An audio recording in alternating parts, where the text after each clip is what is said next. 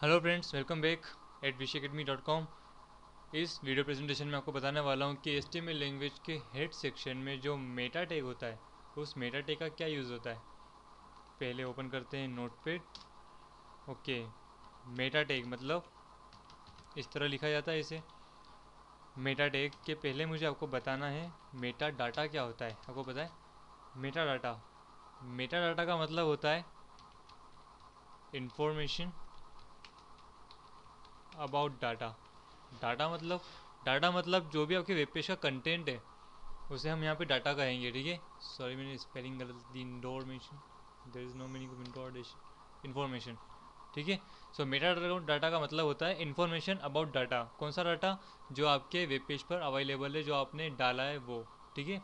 तो जो Meta tag होता है वो Meta tag Meta data provide करता है आपके सर्च इंजन को। मतलब आपकी वेबसाइट के बारे में आपने जो भी लिखा है आपको लिखना होता है मेटा डाटा में। अगर आप बहुत अच्छे से लिखेंगे, स्मार्टली लिखेंगे, तो इस मेटा टैग के ज़रिए सर्च इंजन पर आपकी साइट टॉप पर आएगी। शायद इसे सर्च इंजन ऑप्टिमाइजेशन कहते हैं, ये हम पढ़ेंगे आगे। तो मेटा टैग का यूज़ होता है आपके सर्च इंजन को आपके वेब पेज के बारे में जानकारी देने के लिए। किस तरह की जानकारी देगा ये आपके सर्च इंजन को?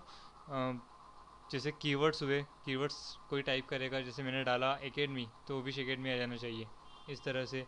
उसके बाद में डिस्क्रिप्शन मतलब मेरी साइट का डिस्क्रिप्शन क्या है, मेरी साइट का डिस्क्रिप्शन की फ्री ट्यूटोरियल्स, इस तरह से, ठीक है। जो इन्फॉर्मेशन होती है ये आपके सर्च इंजन को प्रोवाइड करता है।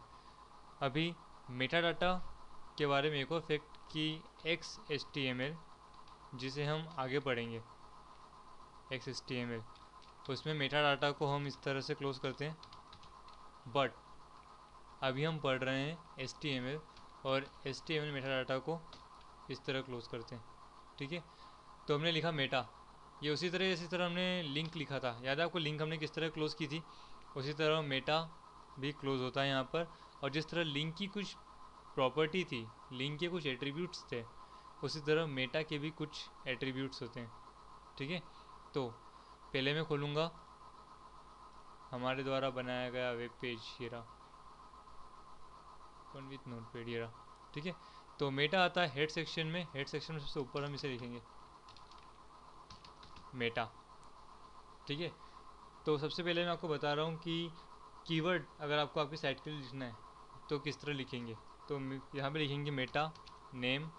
नेम क्या है, क्या दे रहे हैं हम दे रहे हैं सर्च इंजन को कीवर्ड्स, ठीक है। कीवर्ड क्या क्या? Keyword content. अब आप इसमें जितने चाहे उतने कीवर्ड डाल सकते हैं कंटेंट के अंदर, ठीक है।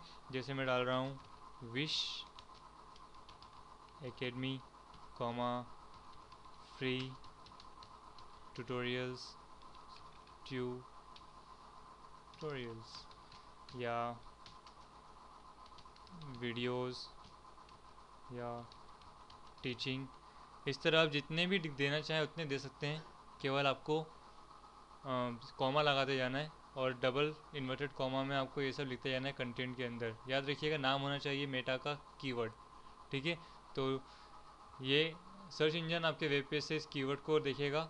अगर कोई टाइप करता है विश एकेडमी, सबसे पहले मेरे ये वाला डॉक्यूमेंट आ जाएगा, ठीक है। टाइम लगेगा लेकिन धीरे धीरे आने लगेगा।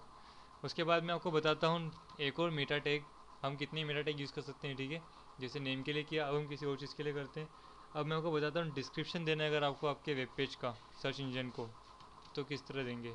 नेम इज़ इक्वल टू, यहाँ लिख देंगे डिस्क्रिप्शन, ठीक है, डिस्क्रिप्शन एंड कंटेंट। कंटेंट में मैं लिख दूंगा फ्री कंप्यूटर ट्यूटोरियल्स, ट्यूटोरियल्स इन हिंदी लैंग्वेज। तो जैसे ही कोई गूगल पे डालता है फ्री कंप्यूटर ट्यूटोरियल इन हिंदी लैंग्वेज, तो सबसे पहले विश एकेडमी ऊपर आ जाएगी, ठीक है। अब मैं आपको नेक्स्ट बताता हूँ कि अगर आप चाहते हैं कि आपका वेब पेज जो है वो किसी ब्राउज़र पर फटाफट रिफ्रेश होता रहे, जितना टाइम लिमिट आपने दिया अपने टाइम लिमिट के बाद, टाइम लिमिट सेकंड्स में, ठीक है। तो उसके लिए क्या करेंगे, मेटा नेम रिफ्रेश। क्या करना है आपको? रिफ्रेश करना है। कितना ईजी मेटा टेक, जो आपको करना है आपको केवल लिखते जाना है, रिफ्रेश करते जाना है, ठीक है। रिफ्रेश करते जाना है, मतलब कि जो भी करते जाना है उसका कीवर्ड लिखते जाना है। तो कंटेंट के अंदर आप लिखेंगे कि कितने कितने सेकंड में इसको रिफ्रेश होना चाहिए। मैं लिख देता हूँ 60 सेकंड में इसे रिफ्रेश होते रहना चाहिए मेरे वेब पेज को। मतलब ऐसा है कि अगर मैं यहाँ से कुछ अपलोड कर रहा हूँ तो वहाँ पर 60 सेकंड के अंदर आपको दिख जाएगा, ठीक है। और ऐसा नहीं है कि बार बार आपको बन चालू होते हुए दिखेगा वेब पेज, ये ऑटोमेटिक रिफ्रेश होते रहेगा, ठीक है। अब अगर आप चाहते हैं कि आपका ऑथर नेम आपके डॉक्यूमेंट पर दिखाई दे और सर्च इंजन इसे कैच करे, तो मेटा नेम में आपके लिख देंगे, ऑथर नेम में मतलब ऑथर, ठीक है।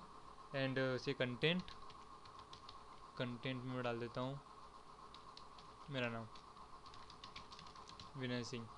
तो हो सकता है कि कोई विनय सिंह डाले तब भी मेरे द्वारा बनाया गया डॉक्यूमेंट सर्च इंजन पर दिखाई देने लगे उसे, ठीक है।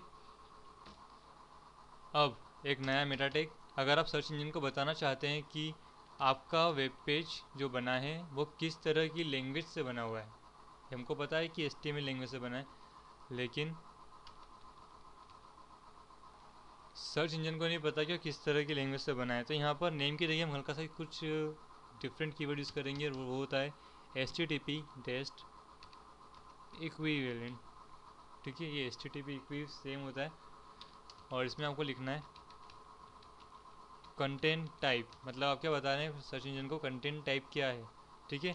तो इसमें कंटेंट में लिखेंगे हम कि यार हम सर्च इंजन को बता रहे हैं कि हम यूज़ कर रहे हैं टेक्स्ट HTML फाइल, है ना, सॉरी क्वेश्चन मार्क नहीं, टेक्स्ट HTML फाइल हम यूज़ कर रहे हैं। एक सेमीकोलन लगा के मुझे बताएं कैरेक्टर सेट कौन सा यूज़ कर रहे हैं हम कैरेक्टर मतलब चार एंड सेट, कैरेक्टर सेट हम यूज़ कर रहे हैं UTF-8,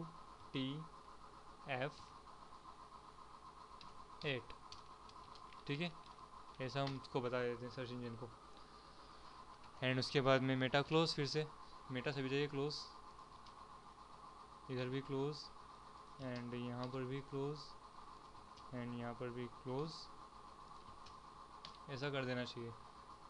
उप्स, यहाँ पर मैंने लिखा है नेम, सॉरी यहाँ पर भी आएगा HTTP इक्यू, ठीक है, रिफ्रेश करने के लिए। तो ये होता है मेटा टैग।